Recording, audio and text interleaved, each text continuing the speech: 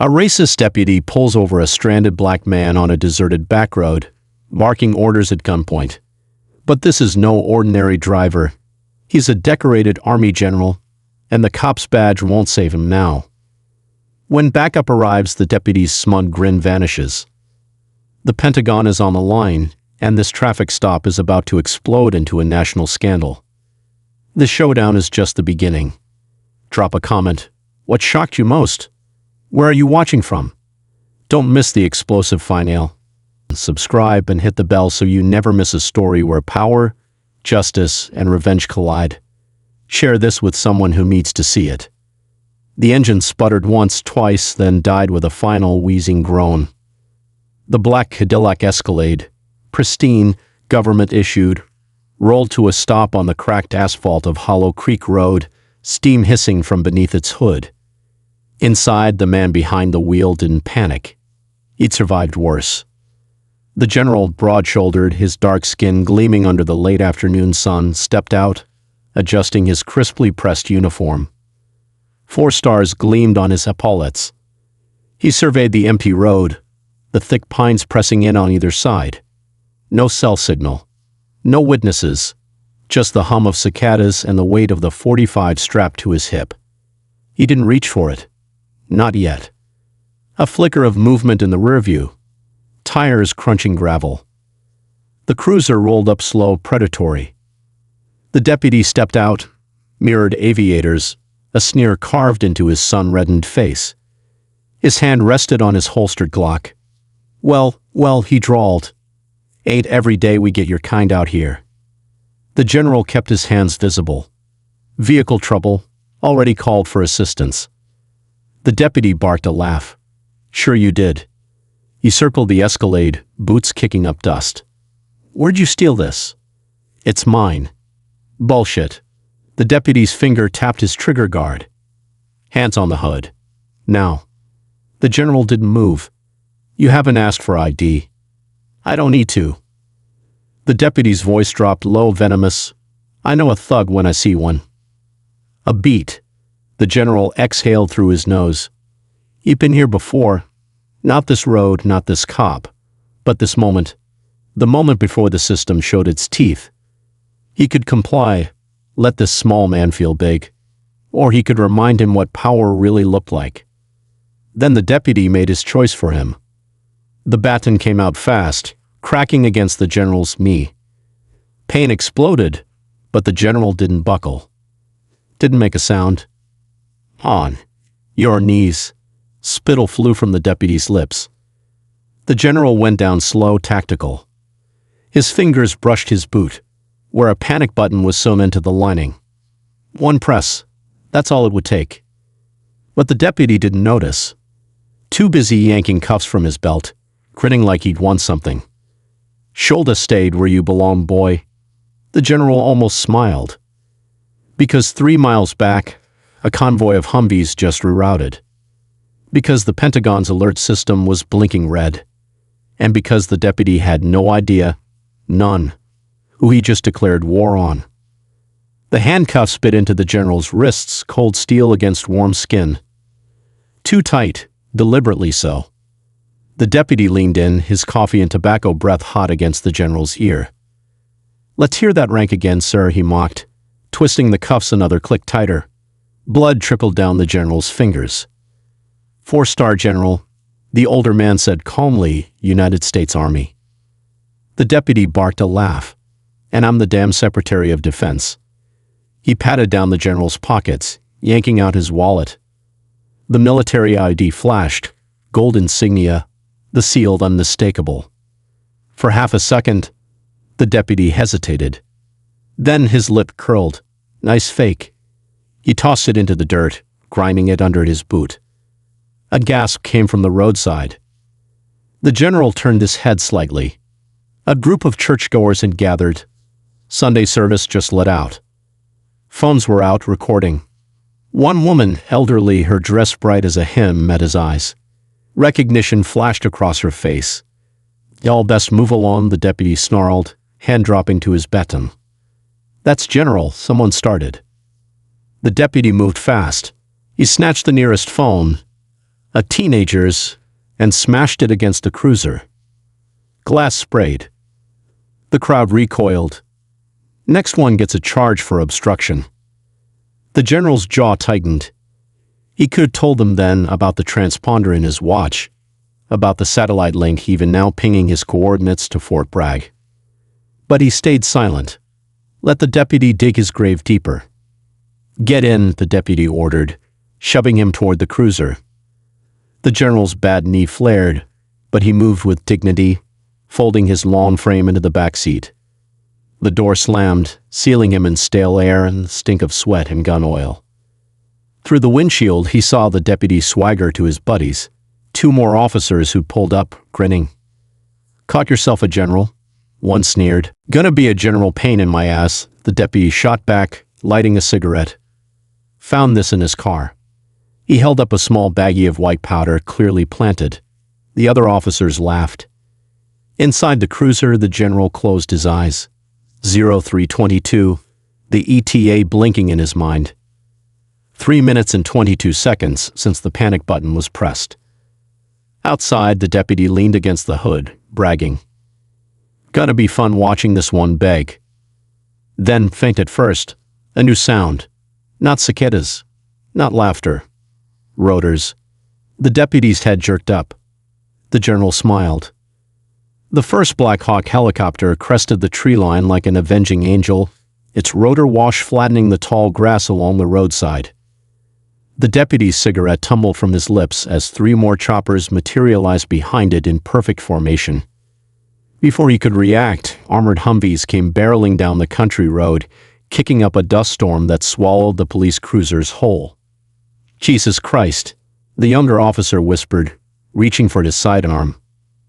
"Don't," the general barked from the cruiser, his voice cutting through the chaos. "Unless you want to die today." The lead helicopter touched down 50 yards away. 12 Special Forces operators in full combat gear hit the ground running, their rifles sweeping the scene. The churchgoers scrambled back as a colonel with a cybernetic hand marched straight for the stunned deputy. "Where is General Stone?" The colonel demanded, his augmented eye glowing red in its socket. The deputy's mouth worked like a fish. "Who the hell is?" The colonel backhanded him with his metal hand. The crack of breaking teeth echoed across the suddenly silent road. "Wrong answer." Inside the cruiser, the general watched with grim satisfaction as his elite Ghost Battalion secured the perimeter. The deputy's fellow officers dropped to their knees, handcuffing themselves without being asked. Smart men. When they finally opened the cruiser door, the general stepped out slowly, stretching his cramped limbs. The colonel snapped to attention. "General Stone, we have." "At ease, Spectre," the general said, rubbing his raw wrists. "Where's my comms link?" A soldier rushed forward with a satellite phone. The general pressed it to his ear just as the deputy, blood streaming from his ruined mouth, finally found his voice. "This is bullshit. You can't just..." The general turned. "Just a look." The deputy shut up. "Mr. President," the general said into the phone, his eyes never leaving the trembling cop. "We have a situation in South Carolina." He paused. "No, sir, not foreign. Domestic." Another pause. "Yes, sir. I believe the phrase is full spectrum dominance." The deputy pissed himself. The dark stain spread down his khaki pants as the general continued. "And, sir? Send the JAG Corps. We'll need specialized interrogators."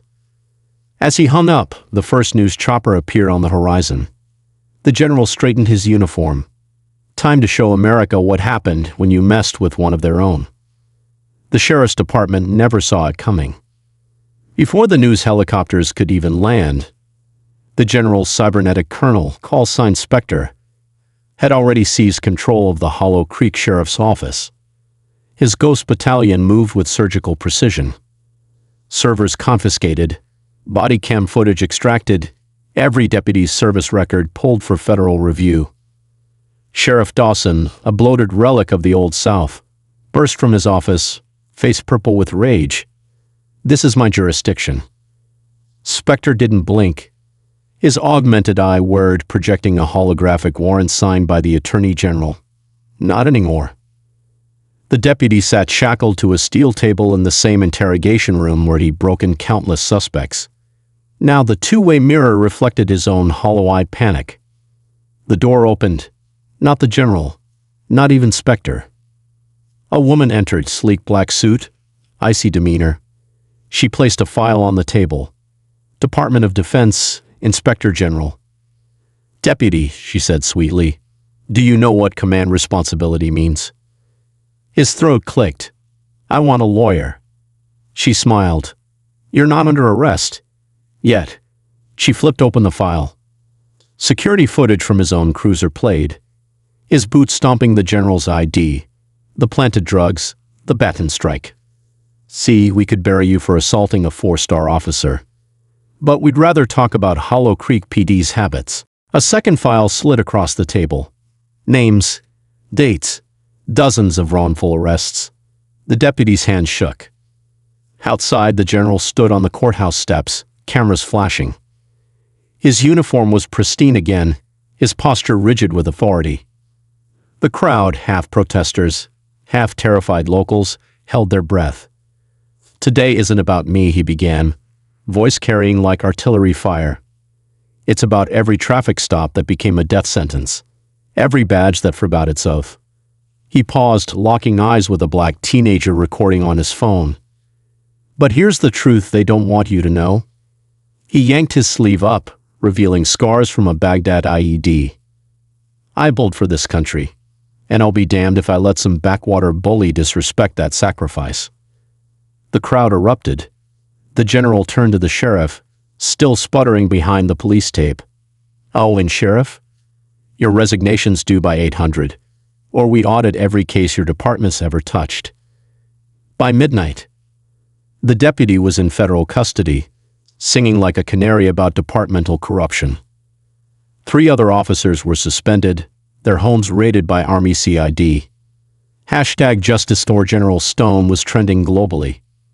But as the general's motorcade rolled out of town, Spectre leaned forward. Sir, one loose end. On the tablet, security footage of a shadowy figure torching evidence behind the sheriff's office. The general's smile faded. Find them. Epilogue, the general's warning, 1,000 words. The charred remains of the evidence locker still smoldered when General Stone returned to Washington.